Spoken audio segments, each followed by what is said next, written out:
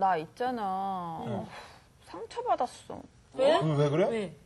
아니, 내가 오는 길에 할머님이 계시더라고. 그래서 내가 뭘 도와드리려고 했더니 할머니가 단칼에 딱 거절하시는 거 있지. 와, 할머니가? 그렇게 단칼에 거절하면 그 상처받는데. 그렇지. 상처받았겠다. 우리가 살면서 여러 가지로 상처를 받지만 상처받는 것 중에 제일 크게 상처받는 게 뭔지 알아? 뭔데? 거절당했을 때.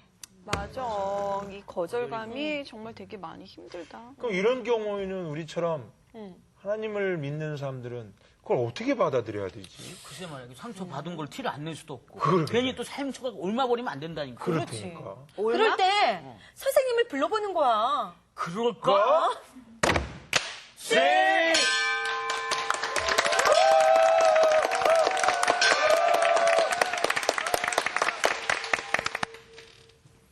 인간이 살아가는 이 땅 자체가 상처촌인 것 같아요. 상처죠. 지구촌은 상처촌인 것 같아요.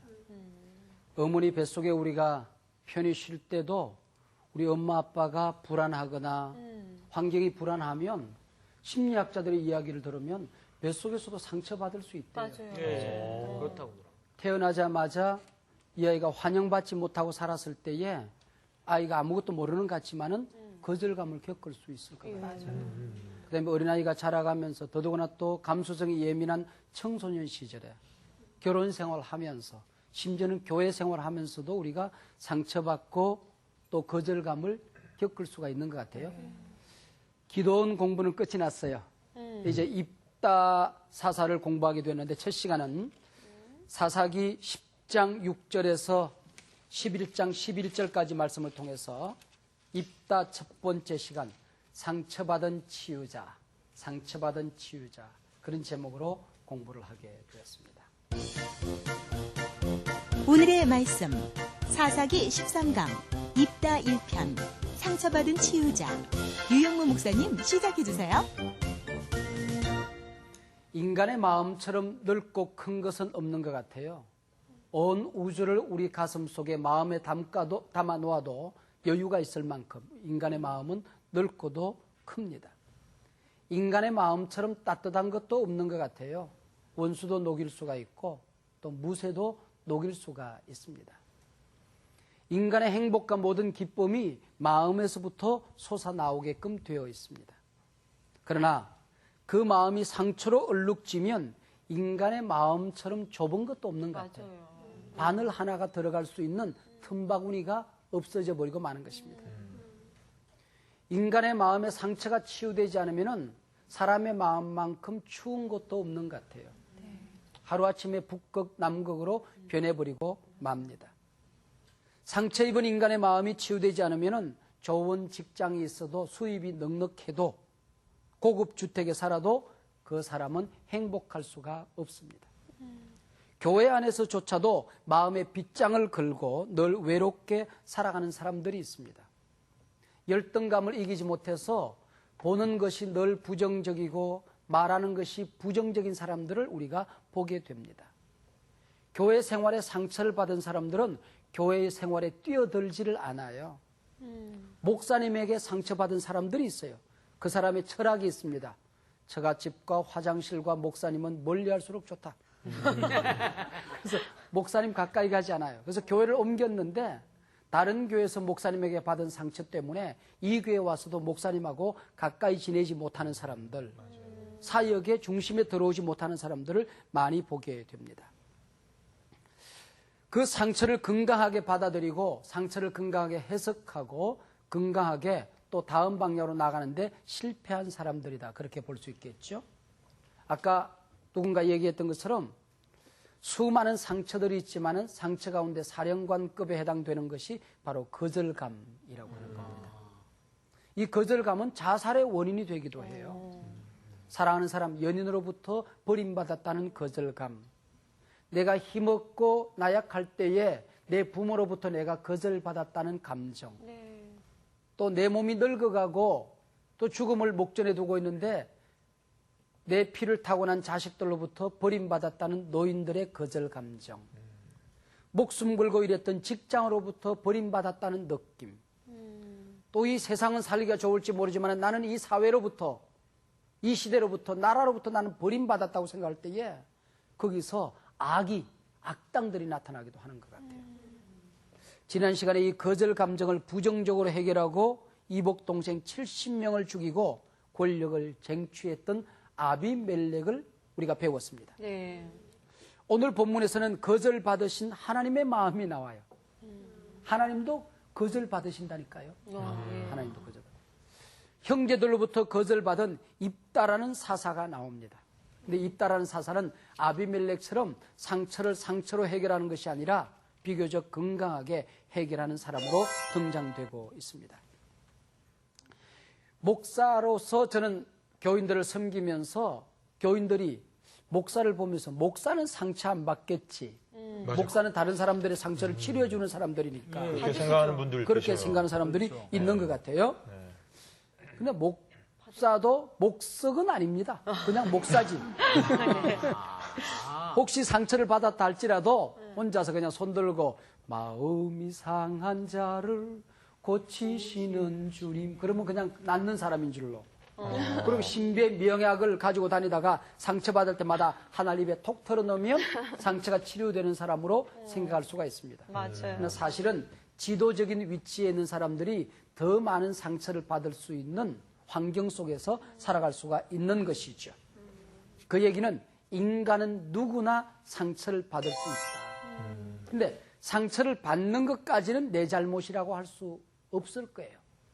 그러나 상처를 받았다고 해서 상처를 안고 살아가는 것은 내 잘못이에요. 상처를 받았다고 해서 그 상처로 또 다른 사람들에게 상처를 주는 것도 잘못이에요. 내가 상처를 받고 거절을 받았다고 해서 내가 건강한 사역자가 될 수 없고 건강한 인생과 인격을 가질 수 없는 것은 내 잘못이다. 그런 얘기죠. 오늘 본문에서 하나님도 상처를 받고 사역자들도 상처받는 모습을 볼 수가 있습니다. 문제는 상처와 거절감을 어떻게 받아들이느냐, 어떻게 해석하느냐, 어떻게 해결하느냐에 문제가 남아 있습니다. 정채봉 시인이 있는데 이분이 쓴 시 가운데 상처 없는 새가 어디 있으랴 그런 시가 있어요. 그 마지막에 보면은 이 세상에 태어난 사람들 가운데 상처 없는 사람이 누가 있는가 하는 말로 마무리되어지는 그런 시입니다. 이 상처는 폐인이 될 수도 있고 개인이 될 수도 있어요. 폐인은 고통이죠. 개인은 유익이죠. 자산이죠. 상처는 내 인생에 결정적인 고통을 가져다 줄 수도 있고 내 인생에 결정적인 자산이 될 수도 있다. 그런 얘기죠.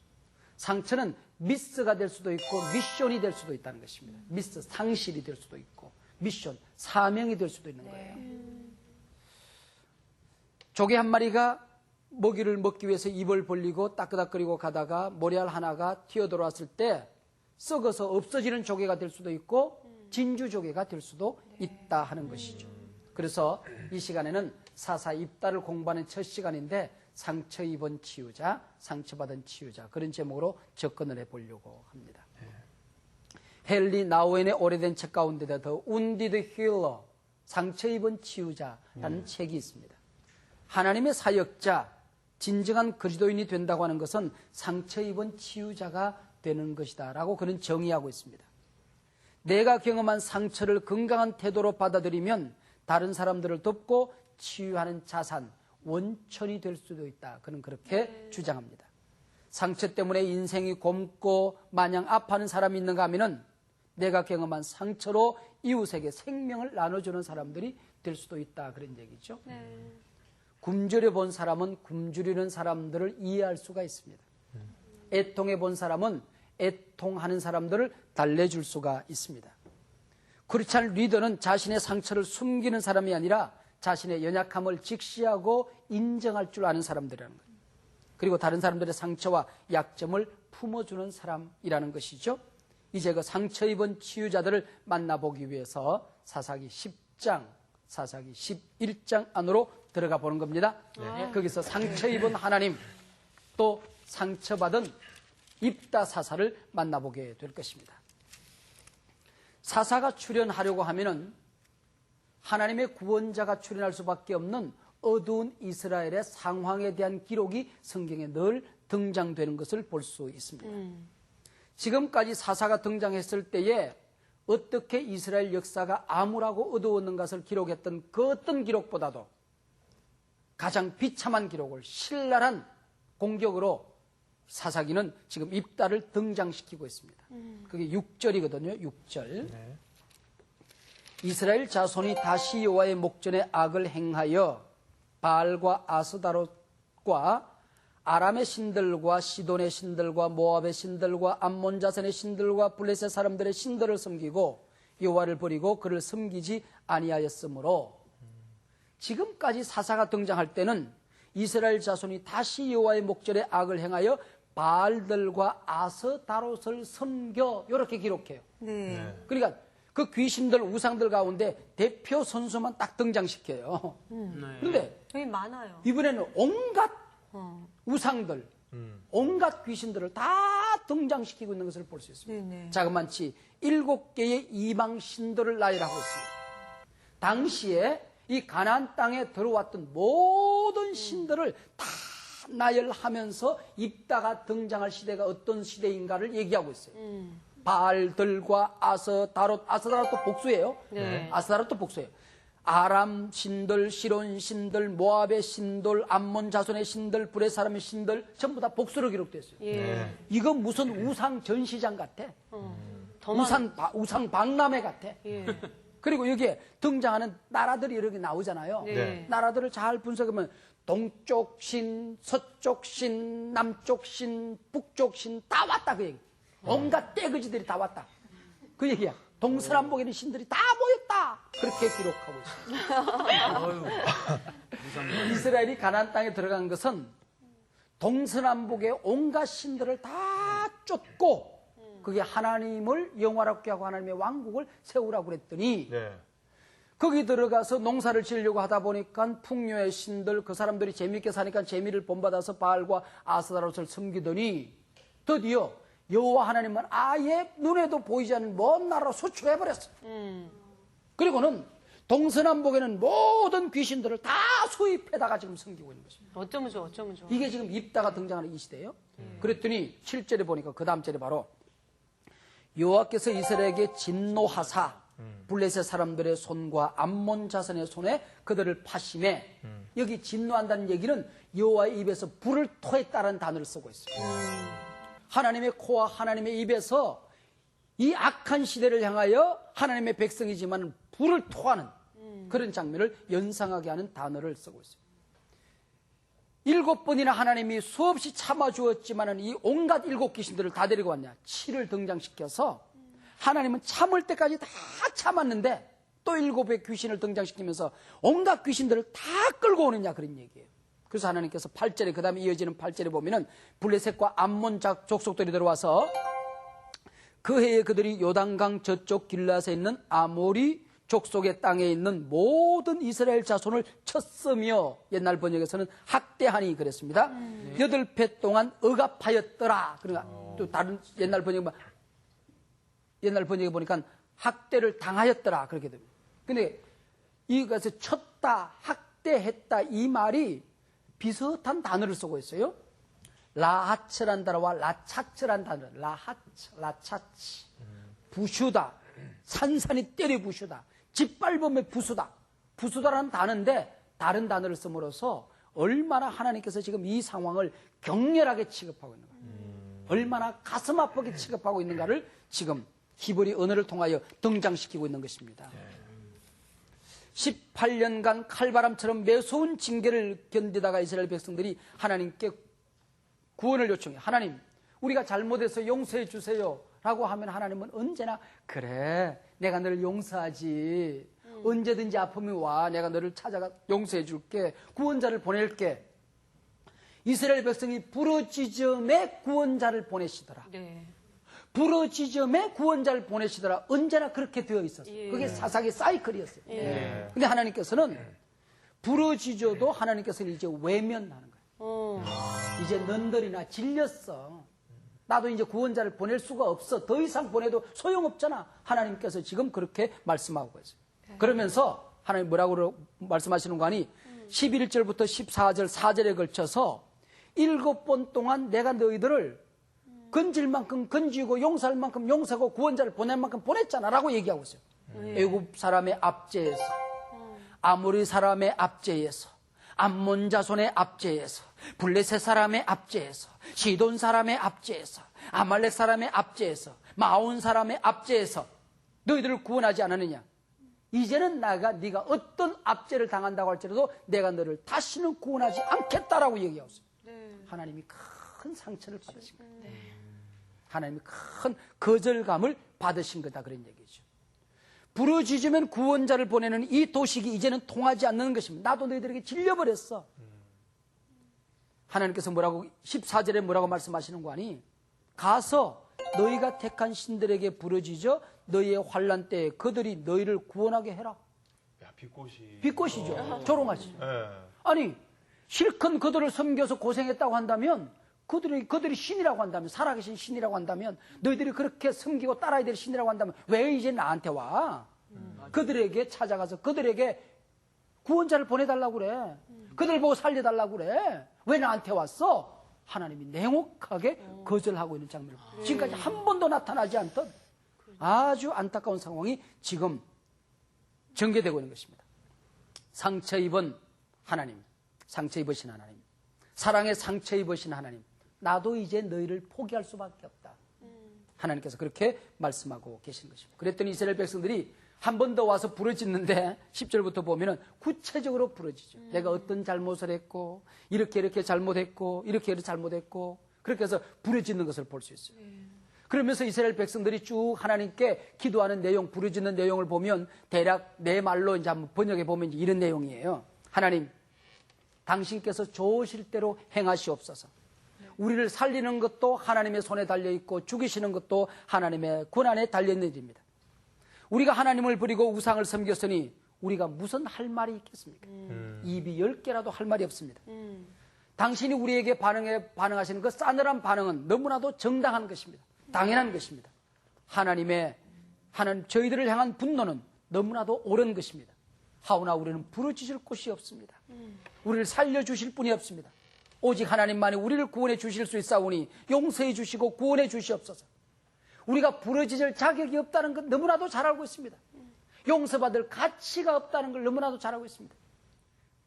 벼룩의 낯짝도 낯짝이지 저희들이 도저히 하나님 앞에 가서 기도할 면목이 없습니다. 하오나 하나님 다시 구합니다. 살려주십시오. 하나님을 얼마나 잘 꼬드기는지 몰라요. 넘어가실 것 같은데요. 하나님 넘어가실 것 같아요. 예. 그랬더니 하나님께서 16절에서 뭐라고 그러시냐면 여호와께서 이스라엘의 곤고를 인하여 이스라엘이 그렇게 너무 안타깝게 징징거리는 그 아픔을 인하여 마음에 근심하시니라. 너무 좋으신 우리 하나님. 하나님께서 근심하시니라. 이 근심한다는 얘기는 가차라는 단어를 쓰고 있는데 상처로 속이 상해 있는 하나님의 마음을 얘기하는 거예요. 죽일 수도 없고 살릴 수도 없어서 가슴을 뜯어내는 하나님의 마음, 이걸 근심하시니라고 해요. 제가 중학교 1학년 때에 시골에서 살다가 읍내 중학교를 갔어요. 8km의 길을 산을 넘어서 읍내 중학교를 다니는 거야.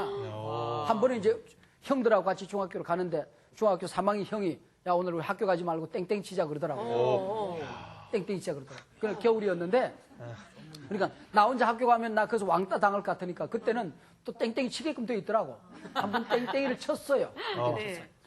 근데 이제 얼음장에서 이렇게 놀다가 내 1학년 중학교 1학년 친구 하나가 이러고 얼음을 타다가 앞으로 콩 넘어지는 바람에 이빨이 왕창 나갔어요. 이 이빨이 나간 것 때문에 온통 들통이 나버린 거야. 같이 몽땅 병원에 같이 가는 바람에. 근데 우리 아버님이 일찍 세상을 떠나시고 어머님 밑에서 내가 호르모님 밑에 자랐잖아요. 어머니가 그걸 아신 거야. 아신 거야. 내 평생 처음이요 마지막으로 우리 어머니가 부직갱이를 가지고 부직갱이를 가지고 종아리를 걷어놓고 어머님이 때리시더라고. 너 더 이상 학교 가기 싫으면 학교 가지 마라. 나랑 농사 짓자. 그리고는 책을 몽땅 다 부엌에 다 넣으셨어요. 그리고 나를 때리시는 거예요. 한 번 실수인데. 한 번 실수인데. 근데 그날 얼마나 맞은. 근데 그날 밤에 너무 아파서 아려서 이렇게 잠이 들었는데 이게 아프니까 자꾸 이렇게 잠을 깨더라고요. 근데 우리 어머님이 부엌에서 어머니 소리가 나는 거야. 어머님이 부직갱이를 들고 부지깽이를 때리면서 손으로 자식을 때려놓고 자식의 종아리가 터져서 밤잠을 자지 못하고 뒤척거리는 모습을 보면서 어머니가 너무 속이 상하셔서 당신이 때려놓고는 내 자식을 때리는 게 부지깽이 친 것처럼 부지깽이를 때리면서 어머님이 우시더라고요. 우시더라고요. 그리고 손을 발로 눌러서 부지깽이를 부지려서 부엌에다가 넣으시는 거예요. 그게 나중에 이렇게 보니까 어머니 그걸 보면서 내가 눈물을 확 쏟았던 적이 있어요. 다시는 그러지 말아야지. 다시는 땡땡이를 안 쳤습니다. 부지깽이를 꺾으시면서 눈물 없이 들을 수 없어. 부지깽이를 꺾어서 부엌에 넣으시면서 우시던 어머니의 마음, 그 마음이 오늘 하나님의 마음이야. 마음에 근심하시느라 깊은 상처를 받았지만은 속상해하시는 하나님의 모습을 볼 수가 있습니다. 근데요, 또 네. 어쩔 때는요, 저희가요, 이거를 악용할 때가 있어요. 바로 반대로. 연약한 하나님의 예, 마음을. 하나님 이렇게 하시면 이렇게 해주시지라는 그러다 생각으로 이제 또 이렇게 또 혼나죠. 때가 있어요. 그럼 안 근데 돼요. 이스라엘 백성이 실제로 그랬어요. 그걸 악용했어요. 오늘 우리도 또 악용하고 있어요. 근데 하나님 참 유머가 많으신 분이신데 상처 입고 거절받으신 하나님께서 이번에 선택한 사람이 상처투성이, 상처 입은 사람 입다를 등장시키는 거야. 네네네. 예. 입다는 상처 입고 거절받은 사람으로 살아가고 있었어요. 상처를 입다인가 보죠. 그런데 이거 굉장히 재밌네요. 죄송합니다. 재밌네. 네. 간만에. 아주 간만에. 네, 한 번도 그렇게 생각 안 해봤는데 네. 상처 입은 입다는 지금 가족들로부터 거절당하고 따돌림을 받아 객지에서 살고 있었어요. 이 입다 이야기는 중동판 홍길동전, 중동판 임꺽정전, 중동판 일찜의 이야기, 뭐 그런 얘기예요.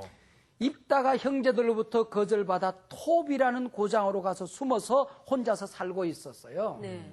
그러니까 산 사람이 되어서 이게 살고 있으면 알통이랬던가 봐요. 그랬더니 성경에 보니까 온갖 잡류들이 다 입다를 찾아왔어요. 또 다른 상처받고 버림받은 사람들이 몰려와서 임꺽정 공동체를 이루고 살아가는 거야. 입다와 함께. 사무엘상 22장에 보면은 다윗이 사울 임금의 그 공격을 피해서 아둘람 굴 속에 숨어서 지나잖아요. 그랬더니 그 소식을 듣고 이스라엘에 있는 온갖 사람들이 몰려드는데 환난 당한 자, 빚진 자, 원통한 자들이 모여들어요. 그런데 다윗은 이 사람들을 철저하게 제자 훈련하고 군사 훈련을 시켜서 그게 통일 왕국을 건설하는데 위대한 사역자들로 쓰시잖아요. 다윗이. 여기 상처 입은 입다 곁으로 상처 입은 사람들이 몰려들기 시작해요. 경제적으로 상처 입은 사람들, 가방끈 짧아서 버림받은 사람들, 출신이 천하에서 버림받은 사람들, 빚을 갚지 못해서 도망다닐 수밖에 없는 사람들, 온갖 잡류들이 다 인생들이 입다에로 몰려드는 것입니다. 입다는 어떤 사람인가 하는 것이 이제 오늘 성경인데, 길르앗 땅에 길르앗이라는 사람이 기생, 즉 매춘부에게서 얻은 아들이 입다예요. 그러니까 여기 길르앗이란 말이 계속 나오는데 땅 이름 길르앗도 길르앗이고 그 땅에 살던 입다의 아버지 이름도 길르앗이에요. 서울에 살던 서울시예요. 서울시. 사람 이름이 길르앗이에요. 그 사람이 기생에게서 얻은 아들, 장녀에게서 얻은 아들이 입다였어요. 근데 그 아버지가 그래도 불쌍히 여기서 집에 데리고 와서 키웠던가 봐. 그런데 아버지가 돌아가시려고 하니까, 혹은 하면 아버지가 돌아가시자마자 자녀들이 상속을 해야 되는데 기업을 나눠야 되는데 이 장녀의 자식에는 기업을 줄 수가 없는 거예요. 그렇죠. 상속을 해줄 수가 없는 거예요. 그래서 그게 싫어서 집안에서 쫓아내버리게 되는 것입니다. 그래서 집에서 쫓겨나게 되는 거예요. 근데 이 무렵 암몬 자손이 이스라엘을 침공해 들어오게 되는 것입니다. 외적이 침공해 들어왔지만은 정작 군인들이 아무도 없는 거야. 상비군이 없던 시절이니까. 또 백성들을 모았는데 군사 훈련을 시킬 사람이 없는 거야. 사령관격에 해당될 사람이 아무도 없는 거야. 그런데 입다 소식을 이스라엘 원로들이 들은 거예요. 그래서 임꺽정 세속을 들은 거야. 홍길동 얘기를 들은 거야. 일찜의 얘기를 들은 거야. 그래서 입다를 원로들이 찾아가서 그 앞에 무릎을 꿇고 입다를 사령관으로 데리고 옵니다. 야. 그대가 와서 군대를 모아줄 테니까 당신이 사령관이 되어서 훈련시켜서 안문 사람들을 쫓아주십시오. 그리고 군대 사령관이 되는 것입니다. 오늘 본문에서 입다가 사사로 등장하는 과정에서 다른 사사들이 무대에 등장하는 과정과는 다른 한 가지 점이 있어요. 언제나 하나님께서 구원자를 보내주실 때는 여호와의 영이 그에게 임하여 사사가 되었다 이렇게 나오잖아요. 네네. 근데 입다가 사사로 등장하는 이 과정 속에서는 여호와의 영이 입다에게 임하여 사사로 세웠다는 말이 없어. 그래서 신학적인 문제가 여기서 발생되어져요. 과연 입다는 하나님이 세운 사사인가? 이스라엘 원로들이 그냥 초빙해온 사람에 불과한 것인가? 하는 논쟁이 일어나게 되는 것입니다. 근데 성경에 보면 사사기 11장 9절, 10절, 11절에 보면 여호와께서 암몬을 넘겨주시고 여호와께서라는 말이 나와요. 네.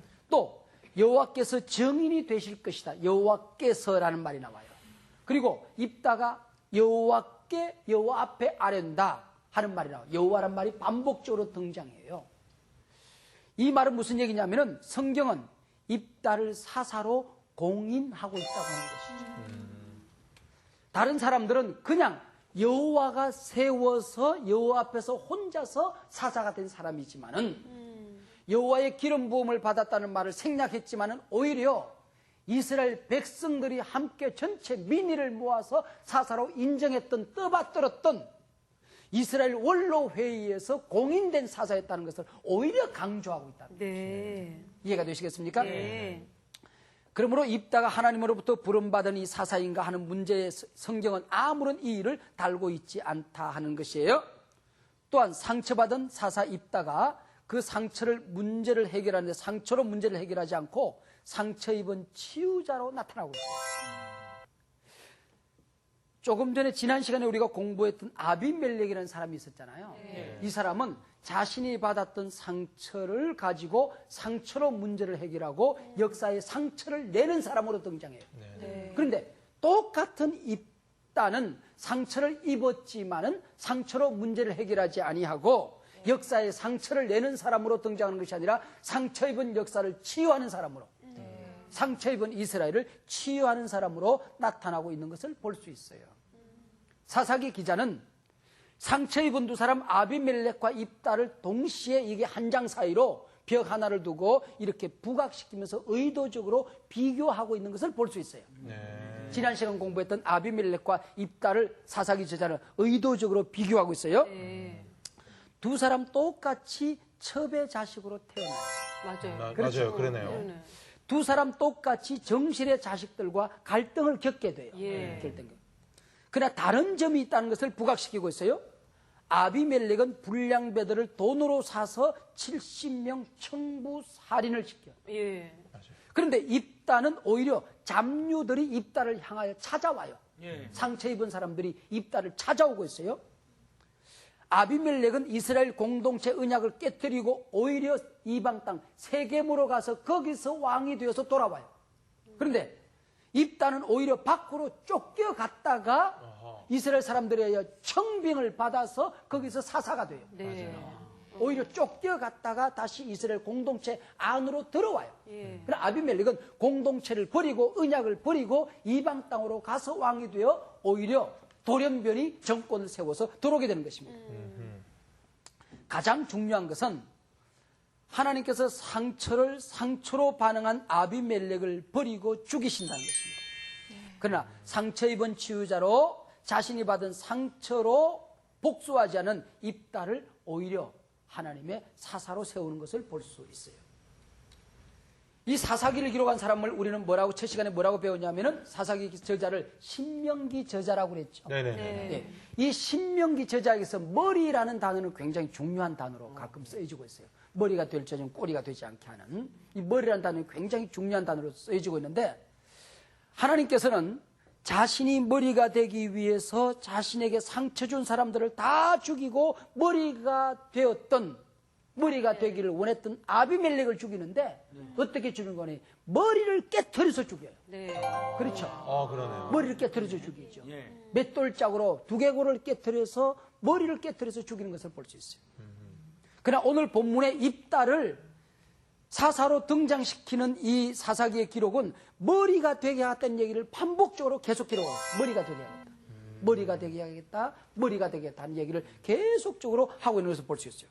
10장 18절, 11장 8절, 11장 9절, 11장 11절 입다를 머리로 세우시겠다는 얘기를 계속 반복적으로 하고 있는 것을 볼 수 있습니다.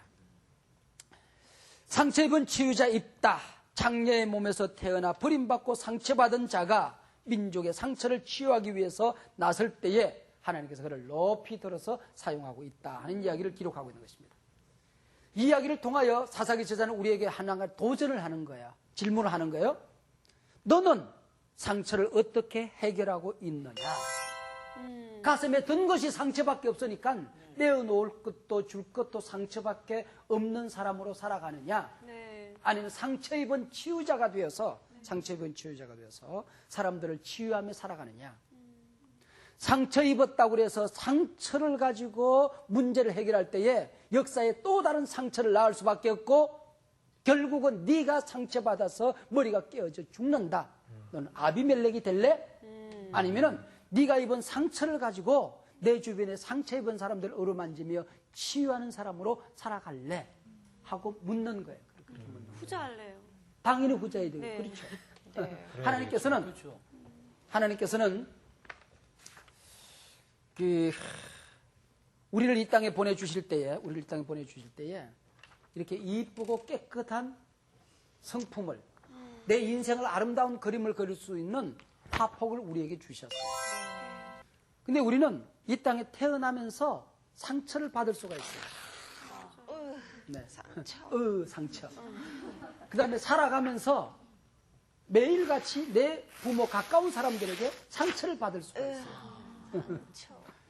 그 다음에 친구들에게 상처를 받아요. 심지어는 은혜 받으러 교회 왔다가 교회 와서도 상처를 받아요. 결혼했는데 자기가 상처가 치유되지 않으면은 나는 내 인격으로 만나고 사랑으로 만나는 것 같은데 말하는 것마다 상처예요. 상처로 말해요. 내가 내 인격이 말하는 것 같지만은 내 가치가 말하는 것 같지만 상처가 말을 해요. 남편은 아내에게 상처로 말하고 아내는 남편에게 상처로 말하고 그런 사이에 하나님께서 내게 주셨던 그 아름다운 성품과 인생의 멋진 그림을 그려주셨던 화폭은 간 곳이었고 내 인격과 신앙과 내 삶은 어느 날 갑자기 밴댕이 콧구멍이 되어서 그래서 여기다 무슨 그림을 그리겠어요. 그래서 내가 이것을 치료하고 살아가게 되면 치료하고 살아가게 되면 다시 그것이 회복이 되어져서 하나님께 내게 주셨던 인생의 비전과 인생의 목적과 인생의 사명과 이 아름다운 그림을 내가 그리면서 살아갈 수가 있게 되는 거예요. 정말 제일 중요한 것 같아요. 너는 아비멜렉이 될래? 아니면 너는 입다가 될래? 하는 것을 우리에게 묻는 거예요. 입다가 묻는 거예요. 하나님은 우리를 아비멜렉이 되도록 이 땅에 보내신 게 아니라는 것입니다. 네. 언젠가 보니까 얄미운 니언 시리즈가 있더라고. 네? 얄미운 니언. 니은이요? 예, 뭔지 알겠습니다. 네, 얄미운 시리즈가 있더라고요. 순화시켜서 말씀하시는 거고. 그런 시리즈가 있더라고. 그러니까 보니까 거기 내가 보니까 얄미운 10대 이쁜데 공부도 잘하는 니언이래. 20대 얄미운 성형수술 군데군데 했는데 티도 없이 이쁜 니언. 얄밉네. 30대 얄미움. 흠 많은 여인이 시집가서 사랑만 받고 잘 사는 니언. 40대 얄미운. 교회 봉사 빵빵하게 하고 다니는데 자식들 인류대학 빵빵하게 들어간 니언. 50대. 먹을 거 다 먹고 다니는데 살 안 찌는 니언. 60대. 건강의 복에다가 돈복까지 있는. 70대. 자식들이 효도 빵빵하게 하고 서방 건강하게 살아있는 일. 90대 얄미운 아직도 살아있는 일. 여러분 얄미운 사람 되시기 바랍니다. 하나님은 여러분 우리가 상처에 매서 살기를 원치 않아요. 건강한 사람이 살기를 원해요.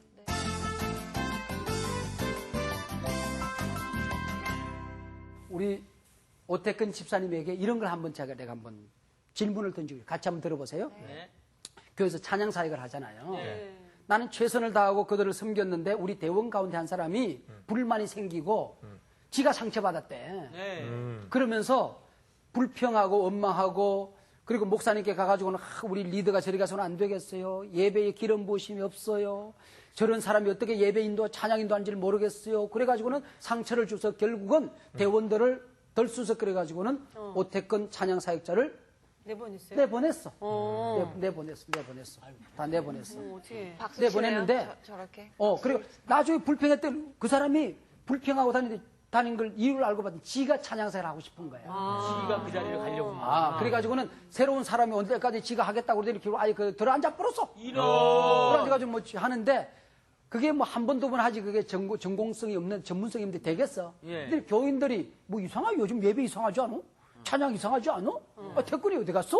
뭐 이래가지고 찾는 거야. 찾는 거야. 그래가지고 결국은 또 이제 이게 지가 또 더 상처를 받는 거야. 나 다시는 찬양사를 안 하고 그러고 이제 그 다음에 지가 안 해. 사람들이 이제 장로님들이랑 목사님 의논해서 그래도 오태근 집사가 다시 와야 되지 않겠습니까? 당회를 했어.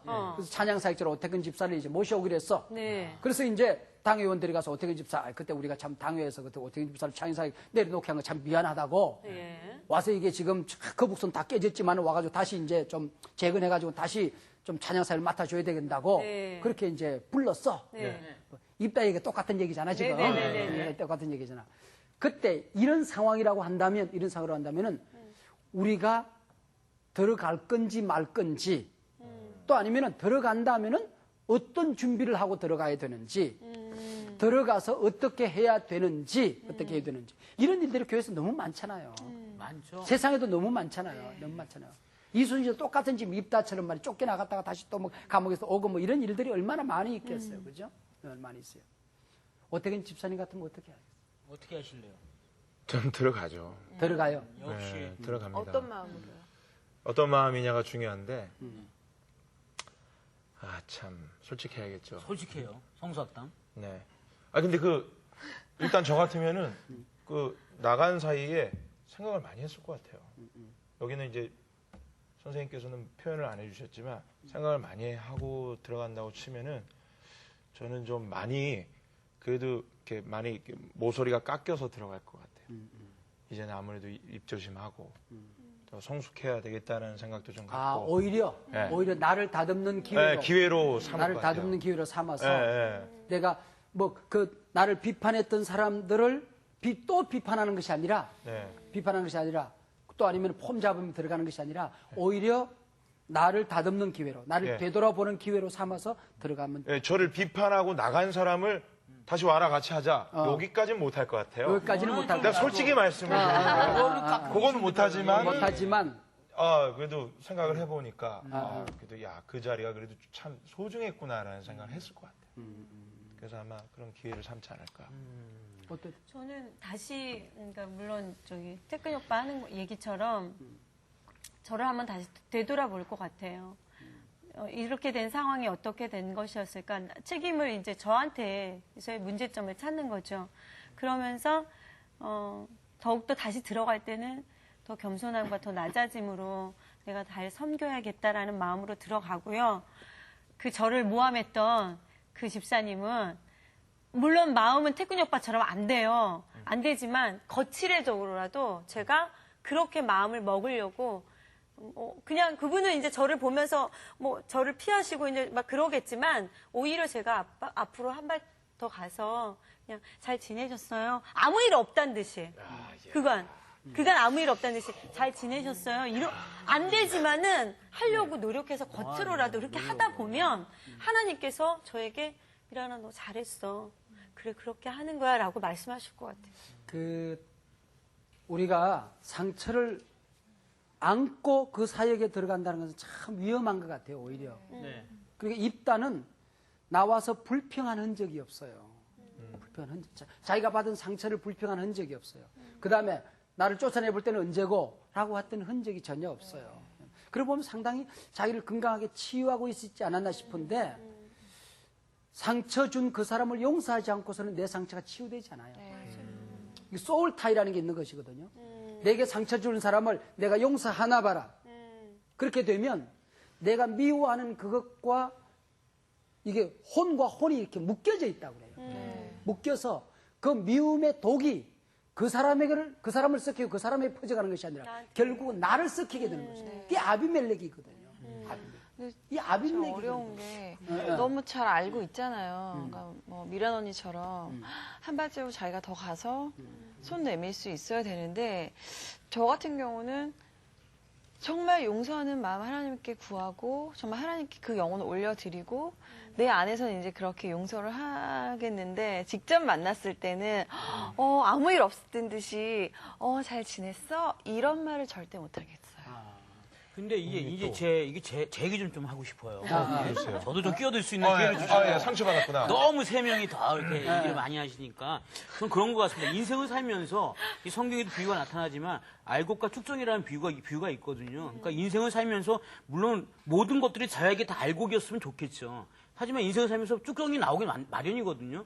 그러니까 하나님께서 그런 일을 통해서 그 사람을 미워한다기보다는 나의 인생에서의 어떤 그 알곡과 축정이를 가를 수 있는 전 그런 기회라고 생각되거든요. 나중에 축정이라 할지라도 나중에 하나님이 이 사람을 변화시켜서 저한테 다시 알곡이 될지는 모르지만 제 상황에서 현실에서는 그 상황에서는 이게 축정이고 이게 알곡이란 그런 마음이 전 들거든요.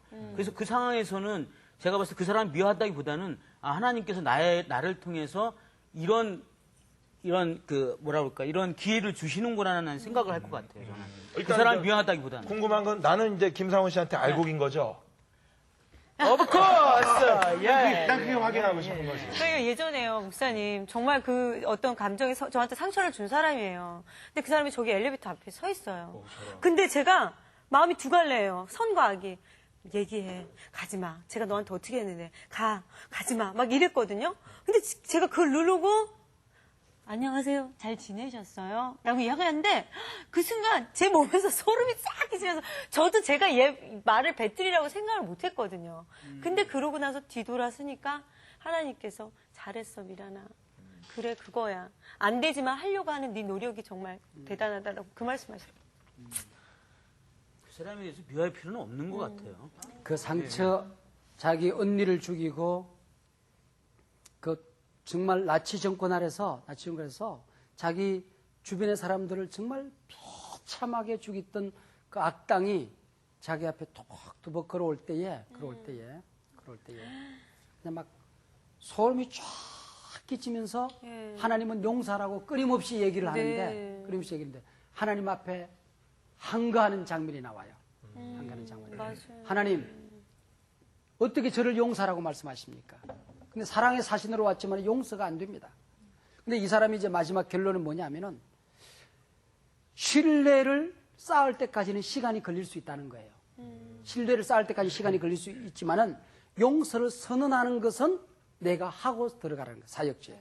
용서를 하고. 그러나 그 사람과 신뢰를 쌓는 데서는 상당히 시간이 걸릴 수 있다. 그렇죠. 우리 사역지로 들어가려고 했을 때에 내가 상처를 가지고 내가 치료받지 못한 상태에서 들어가게 되면 또 그것이 내가 하는데 내가 의도하지 않은 상처로 모든 문제를 해결하게 되는 거예요. 맞아요. 상처로 문제를 해결해요. 맞아요. 그래서 상처받은 나 자신을 계속 치료하고 먼저 들어가는 것이 굉장히 중요할 거예요. 네, 맞아요. 중요할 거예요. 만약에 입다가 자신이 받았던 상처를 치료하지 않으면은 이제는 아비멜렉은 권력이 없을 때에 불량배들을 돈 주고 사가지라도 전부 다 반석에서 같이 때려 죽이는데 입다는 권력을 진 다음에 이런 독이 되는 작자들은 뭐 처단하자고 그러고 처단할 수 있잖아요. 그런 흔적이 전혀 입다기는 없다고 하는 것이죠. 그 사역을 하고 들어갈 때 다른 사람을 용서하는 것보다 더 중요한 것은 내가 나를 치료하는 것이 내가 나를 치료하는 것이 중요하다. 내적 치유는 항상 죽을 때까지 해야 되는 것 같아요. 우리가 영적인 치유 또 혹은 내적인 치유, 건강의 치유 이런 것들이 우리 삶을 건강하게 만들고 또 우리 인격을 건강하게 만들 수 있는 것 같습니다. 네. 자, 오늘 입다를 앞으로 공부하게 될 것인데 오늘 첫 번째 시간 상처 입은 치유자 입다. 그러나 상처로 문제를 해결한 것이 아니라 상처 입은 공동체를 치료한 사역자로 역사의 무대에 당당히 일어서고 있는 그 멋진 모습을 보았습니다. 참으로 유익한 시간이었습니다. 감사합니다.